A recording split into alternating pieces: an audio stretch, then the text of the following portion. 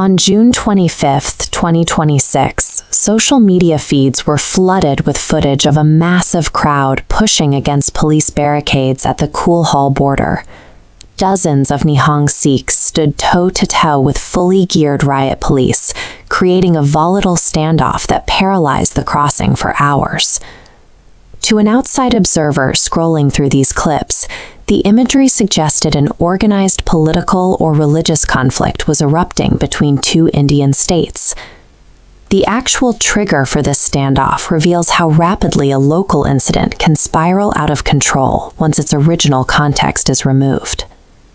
This multi-state crisis began 9 days earlier in a parking lot.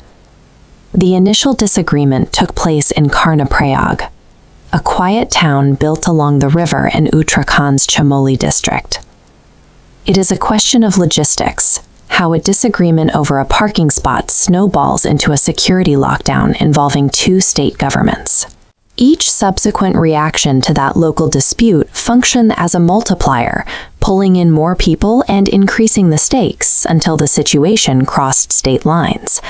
On June 16th, that parking argument in Karnaprayag deteriorated from a shouting match into a physical street fight. The danger escalated when traditional bladed weapons were drawn during the clash, leaving several people and police personnel with injuries. In the following days, Uttarakhand police investigated the incident and arrested 4 Nihang individuals based on evidence collected from the scene. Members of the Nihang community viewed the police response as a targeted injustice, claiming their fellow members had been wrongly arrested. This specific friction, a community's perception of injustice colliding with the state's use of legal force, often provides the foundation for civil unrest. Organized retaliation began in Nagrasu, where Nihang members occupied a local gurdwara and demanded the immediate release of the arrested men. The call for support reached other states. Groups from Punjab and Himachal Pradesh mobilized and traveled toward the Uttarakhand border to join the protest. Fearing the potential for a large-scale riot, the Uttarakhand government responded by locking down the state border with heavy police barricades. On June 25th, the situation reached a breaking point at the Kulhal border, where groups attempted to breach the barricades, creating the chaotic scenes seen in viral India. These viral clips stripped away the localized details of the parking dispute, transforming a town-level incident into an urgent security concern for viewers across the country. Before the standoff could turn into a full-scale riot, the physical confrontation was halted for negotiations. Senior police officers and local administrators met with Sikh community leaders directly at the border to open a dialogue. When physical force and barricades reach their limit, high-level diplomatic communication becomes the primary mechanism for ending a cycle of escalation.